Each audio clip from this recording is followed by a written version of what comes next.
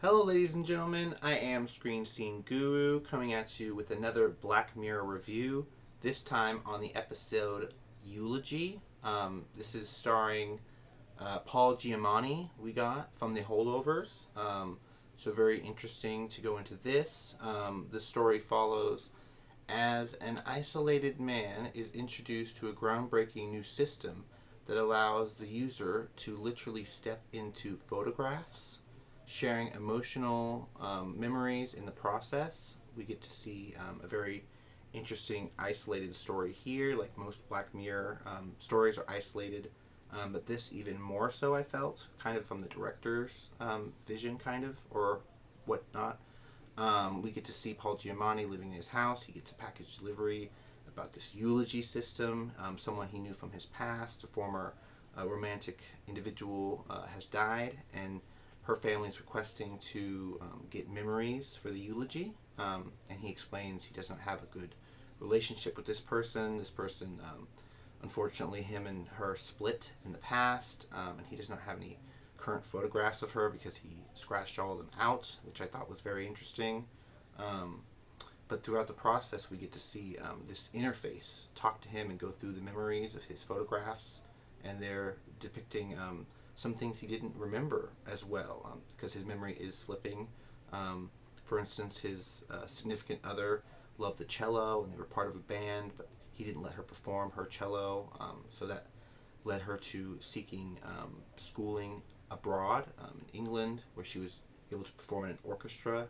But of course, that caused tensions on the relationship because she was away, where you saw he talked about how they had a strained relationship from him flirting around with his co-workers, and then eventually his co-worker picked up the phone on his birthday, which just led to them basically blowing up, not reconcilable from there. But I thought it was funny that she showed him things in his memories he didn't recall, like bottles on the floor all over the place, their letters left behind that he never got to read, very enlightening stuff, just kind of giving you a grasp or a take on so precious time is with, people you care about. Don't flaunt it, don't treat them badly just because you understand where they're coming from.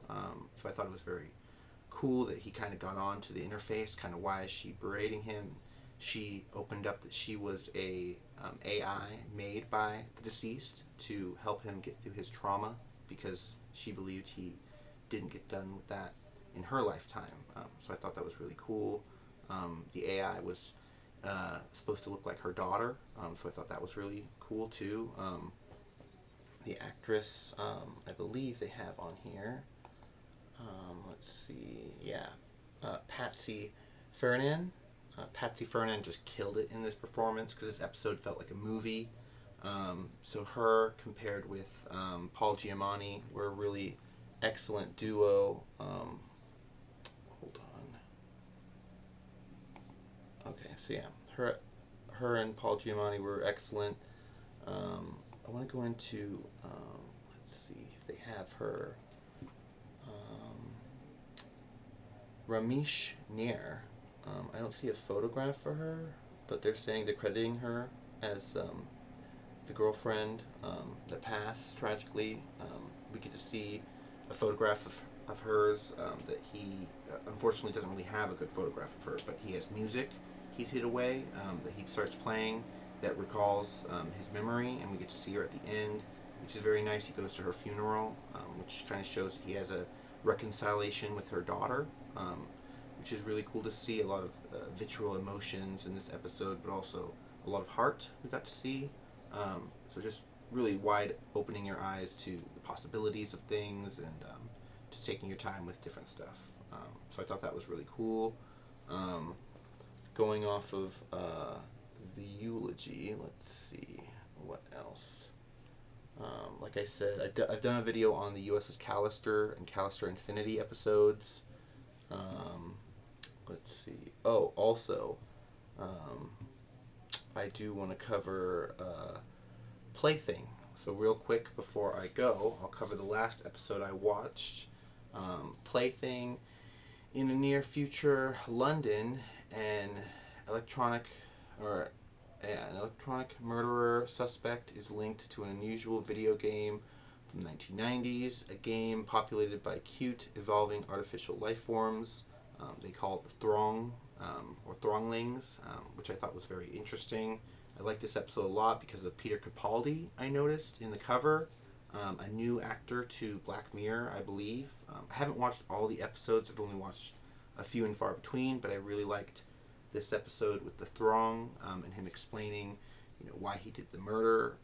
It was a flatmate of his that was selling him drugs, and of course he played the game when he was at work and killed the Thronglings, which were a living sentient AI, which I thought was very fascinating. They talked about that, setting place in the 90s. They were developing AI games, so that was really cool. We got to see Will Poulter from the Bandersnatch episodes return, so that's really fun, because I heard recently they took off the interactive Bandersnatch parts of it, so that was kind of sad to hear, but we got Will Poulter returning, so that was really awesome to see. He was kind of the mentor to this kid, Peter Capaldi's character, so really awesome story there. We eventually get to see him taken in by the authorities, of course, at the beginning of the episode, because they found a trunk or a briefcase with this body that had been, decomposing for years. But we see in the episode he was arrested on purpose so that he could draw QR code for the Thronglings to know it was the right time to attack, because he explained he'd been developing technology since the 90s and gathering more and more in his house for the Thronglings to thrive and survive. They show different devices like the early Nintendo Switch, other things, PlayStations, and even into the future, things that haven't been released yet, so I thought that was really cool.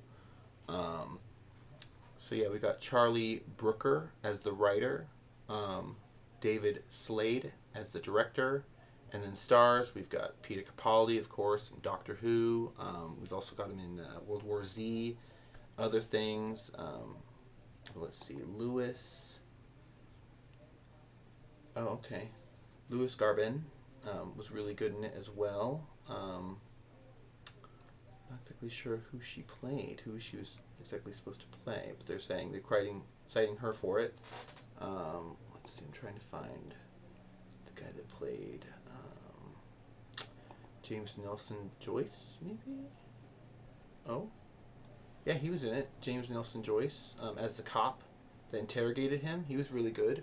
And he acted with a sense of urgency. He wanted to confirm the name of the murderer. And he said he only knew him by a side name, I believe, not even a real name. I liked the psychologist that was there that talked to Capaldi and got him to open up about why he did everything he did. And the overall story was really great, like a movie. All of them are kind of supposed to be anthology stories, but some of them are better than others. Some of them get sequels now, so that's really cool to see. Have you guys caught up on this new season of Black Mirror? Have you guys watched the old seasons? In my mind, it doesn't really matter if you go back and watch old ones or new ones. You can start from any point because it's anthology, but I did like the fact they've got two-parters now. Just like right now, they're coming out with a new season of Love, Death, and Robots, and I believe there's some continuing stories from there as well, so that's really cool to check out. I'm definitely going to have to do another video on that, but thank you for clicking on my video. Be sure to like down below, comment what your thoughts are on the episodes.